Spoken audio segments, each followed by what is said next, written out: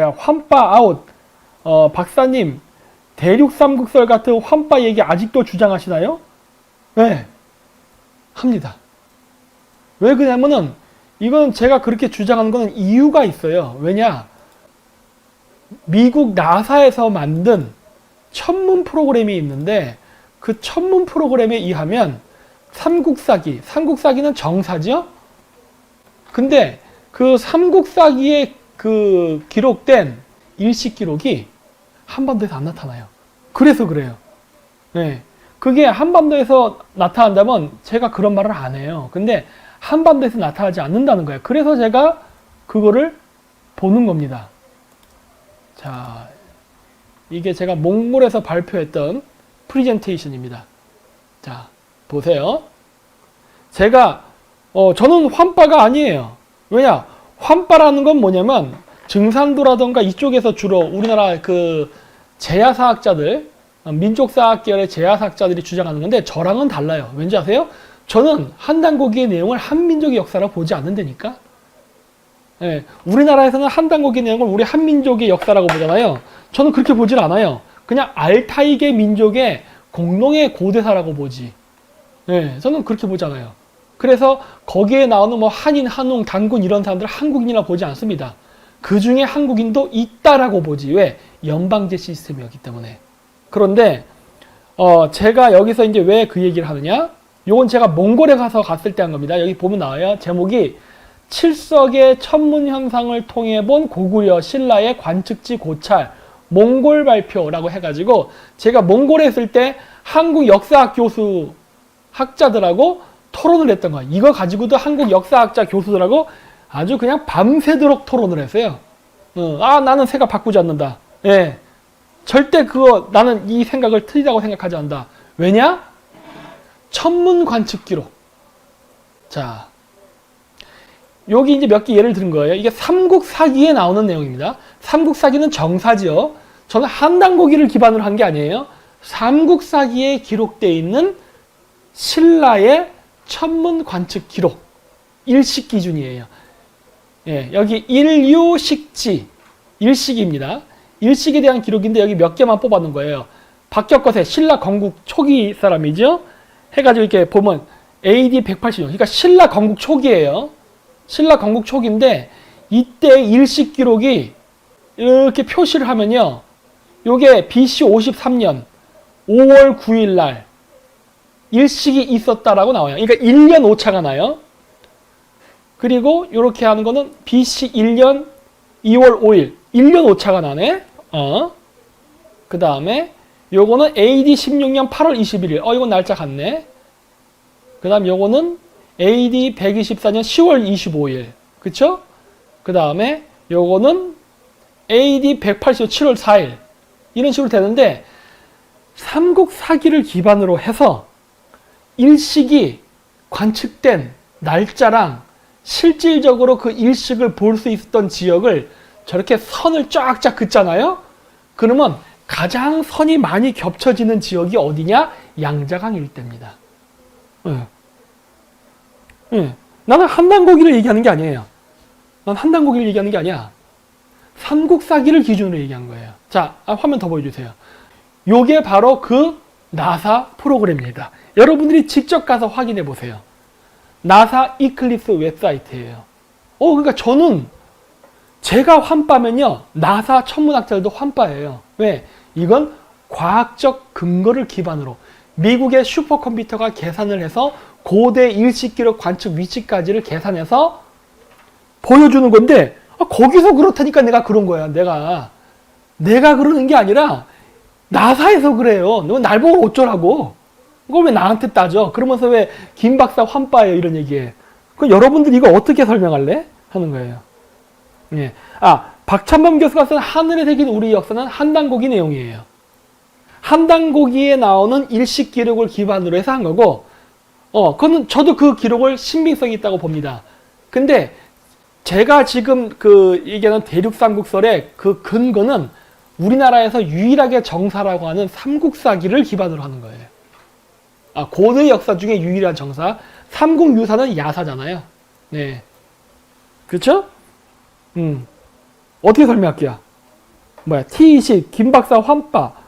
아니, 그러니까 내가 얘기했잖아. 아니, 과학인데, 과학. 응? 응. 과학인데. 뭐야, 나사를 믿다니. 아니, 그럼 뭘 어떻게 하라고? 응? 이거 바보 같은 소리 아니야? 나사를 믿는 게 아니라 천문 관측 위치를 믿는 겁니다. 잠깐만.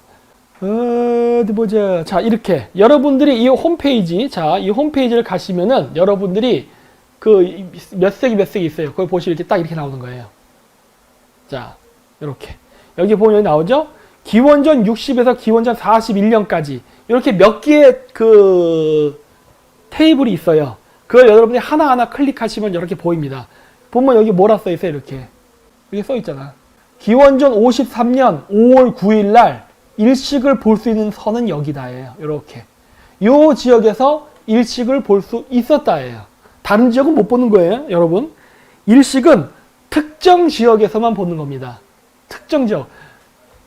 지구, 태양, 달이 일직선 정렬을 했다고 해서 전 지구에서 일식을 볼 수 있는 게 아니에요. 그 달의 그림자가 비춰지는 그 지역만 일식을 봅니다. 그림자가 비춰지지 않는 지역은 일식을 볼 수가 없어요. 그래서 제가 얘기하는 거예요. 과학적 근거. 삼국사기에 나오는 내용은 정사예요. 그렇기 때문에 당군시다 안 나옵니다. 마늘 먹고 인간 됐다 이런 얘기 안 나와요. 무슨 왕 몇 년에 무슨 일을 했다. 무슨 왕 몇 년에 무슨 일을 했다. 이렇게 나옵니다. 그래서 그래요. 그러니까 항상 정확하게 그걸 구별을 해서 봐야죠. 근데 그거에 의하면 저렇다예요. 그래서 삼국사기에 나오는 고구려 백제 신라의 천문관측대 위치, 이렇게 나사 이 프로그램에 있는 삼국사기에 나오는 일식 연도와 나사에 나오는 그때 당시에 일식을 볼 수 있는 연도, 그게 1년 정도 오차는 꼭 있더라고. 1년 정도. 예. 근데 1년 정도 오차는 오차 아닙니다. 아마 100개 쓰는 과정에서 오타였을 거라고 생각해요. 왠지 아세요? 여러분이 한 번 일식을 보지 않습니까? 그러면 그 다음번에 그 근처에서 일식을 보려면 19년이라는 시간이 필요해요. 그렇기 때문에 1년 정도의 오차는 오기일 겁니다. 예. 아, 이게 뭐야. 동물농장, 이제 환빠임이지 삼국사기로 물타기 아니죠. 과학적 검증을 하지 않으면 저는 믿지 않습니다. 저는 확인된 것만 인정해요. 확인 안 된 건 인정 안 해요. 그래서 환단고기 내용 중에도 제가 인정하는 부분은 12황국은 존재했을 것이다. 왜? 12황국의 이름이 현재 중앙아시아 부족 이름으로서 존재하기 때문에. 그리고 비교 언어와 문화 이런 것들을 봤을 때 닮아있다. 그리고 그 분포지가 거기서 이야기하는 영토와 비슷하다. 따라서 가능성 있다예요. 단 환단고기 내용 중에 제가 인정하지 않는 부분은 뭐다? 가림토 문자는 인정 안 합니다. 왜? 발견 못했기 때문에. 전 증거주의예요. 증거가 없으면 인정 안 해요. 가림토 문자는 발견되지 않았어요. 제가 중앙아시아 곳곳을 다 누벼봤고 온갖 고대 토르크 문자를 다 찾아서 봤지만 한글 비스무리한 것도 없었습니다. 현재 제가 우리가 쓰고 있는 한글의 기원은 어디로 보고 있냐면 몽골 파스파 문자예요. 쿠빌라이 칸 시대 때 만들어졌던 파스파 문자가 오늘날 한글에 영향을 끼쳤다고 보고 있습니다. 예. 여러 가지 근거에 의해서, 그리고 그거는 한국학을 연구한 그 미국이라던가 서방 교수들도 저랑 비슷한 견해를 얘기한 사람들이 많아요. 물론 우리나라에서는 그 교수들의 논문을 다 미친놈이라 그래서 인정을 안 해주지만 저는 그 사람들의 논문을 믿습니다. 왜? 증거주의. 몽골 파스파 문자는 한글하고 매우 비슷해요. 네. 초성, 중성, 종성이라는 개념이 있습니다. 받침이라는 단어가 존재해요. 네. 아, 신대 문자? 그러니까 몰라요, 제자. 전 증거를 발견 못했기 때문에 모른다고 얘기하는 거예요. 증거가 발견되기 전까지는 그냥 설입니다.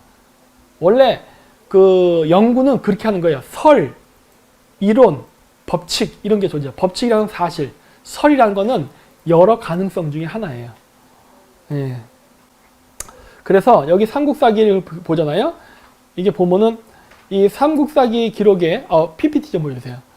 이 보면은 신라 천문 그 일식 관측의 그 연도가 초창기에는 양자강 유역에서 나타나는 걸로 보이다가 이렇게 AD 787년이 되면은 삼국사기에 기록되는 일식의 위치가 한반도로 넘어옵니다.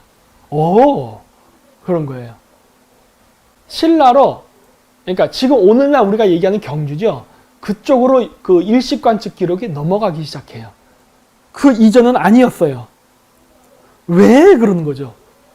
왜 초기 신라의 천문 관측지는 중원 땅이었는데 후기에는 신라 천문 관측대의 위치가 한반도로 넘어오는가? 이건 아까도 얘기했듯이 이거 나사 프로그램을 기반으로 해서 본 거예요. 그래서 내가 이걸 가지고 연구를 하게 된 거예요. 왜 그랬을까? 왜 그랬을까? 이게 왜 중요한지 아세요? 천문 관측의 위치가 이동한다는 것은 왕이 사는 곳이 바뀌었답니다. 왕이 사는 곳이 바뀌었다. 즉 신라의 왕이 양자강 유역에 살다가 한반도로 이사 갔다예요. 왜? 이렇게 되는 거예요. 그 이유는 무엇일까? 연도가 787년이니까 신라의 삼국통일 668년을 거의 100년 이상 지난 이후입니다. 네. 그렇기 때문에 전쟁의 와중에 신라가 쫓겨갔다라고 보기도 좀 어려워요. 그쵸? 그러면 왜 그럴까? 그거는 북극성 별자리의 이동 때문입니다. 그래서 제가 천문과 그 고대 수도의 위치가 연관되어 있다는 것을 여기서 알게 된 거예요. 신라의 경주가 금성이 중원 땅에서 한반도로 이동을 합니다. 그거는 북극성의 이동 때문이에요. 그래서 제가 그때 당시에 우리나라, 중국, 그러니까 동북아시아 역사를 봤지요. 그랬더니 이러한 특징이 나타납니다. 600년의 백제의 멸망, 668년의 고구려 멸망, 670에서 676년 사이에 나당전쟁, 698년 발해 건국, 732에서 780 뭐 이게 쭉 나오죠. 787년에 신라천문대가 한반도로 이동, 819년에는 이사의 난, 875년에는 황소의 난, 이런 난들이 벌어져요. 자, 이게 무슨 말이냐? 저 시기에 동북아시아는 엄청난 대혼란이 있었습니다. 고구려 백제 신라가 서로 피 터지게 싸우기도 했지만 그것과 별도로 중원 내에서도 엄청난 권력 투쟁과 아주 내란에 가까운 대혼란기가 있었어요. 저 시기에. 근데 재미있는 거는 저 시기를 기점으로 해서 한반도와 일본의 인구가 급격히 증가하기 시작합니다. 한반도와 일본에. 아마 전쟁을 피해서 피난 온 사람들도 많았을 거예요. 인구 이동이. 일본 서기를 보면은 지금 일본 열도의 인구가 4세기, 5세기에 거쳐서 급격히 증가합니다. 원주민의 숫자를 능가해버려요. 네. 물론 전쟁 때문이에요. 근데 그럼 왜 이 시기에 급격히 전쟁이 일어났냐? 북극성의 이동. 북극성을 기운을 타고 임금이 태어난다고 믿었습니다. 그 제가 예전에 추천해서 보라고 했던 천문이라는 영화 있었죠? 거기 보면 나오잖아요. 거기 보면은 장영실이가 세종대왕이 타는 그 가마 위에다가 북극성을 이렇게 딱 그려놨어요. 왜? 북극성으로부터 기운을 받고 왕이 탄생하기 때문에 왕은 항상 북극성과 가까이 있어야 된다. 그런 사고방식이거든. 근데 지구의 세차 운동에 의해서 북극성의 기준점이 용자리에서 곰자리로 이동을 했단 말이에요. 즉 중원 땅에는 더 이상 북극성의 기운이 없어요. 그 얘기는 뭐다? 고대적 종교관념으로 봤을 때 북극성이 중원에서 사라졌다예요. 어디로 갔느냐? 해동으로 갑니다. 그 해동이 어디야? 한반도. 네? 그러면 어떻게 되는 거죠? 중원 땅에서는 왕후장상에는 씨가 있느냐? 에라 모르겠다. 나도 황제다. 이렇게 되는 거예요. 왜? 네가 무슨 황제야? 북극성의 기운도 받지 못한 놈이. 이렇게 되는 거라고. 그러면서 중원 내부에서 엄청난 대전쟁이 일어나요. 그래서 대륙에 있던 고구려 백제 신라도 그 시기에 엄청난 대혼란을 겪은 게 아니었나라고 보는 거예요. 이건 점성학적 관점입니다. 근데 이거를 과연 무시할 수 있을까 하는 거예요. 고대인들의 그 고대 철학 사고 방식에서. 이런 것들을 제가 찾아요. 이거 제가 나중에 역사 방송을 하거든요. 그때 제가 차근차근 설명할 겁니다. 저 조사 많이 했어요. 조사 엄청 많이 했어. 그래서 내가 이거를 무슨 뭐 환빠 뭐 이런 거 아니라니까 그러네. 예, 다 이거 연구해서 제가 찾아낸 거예요.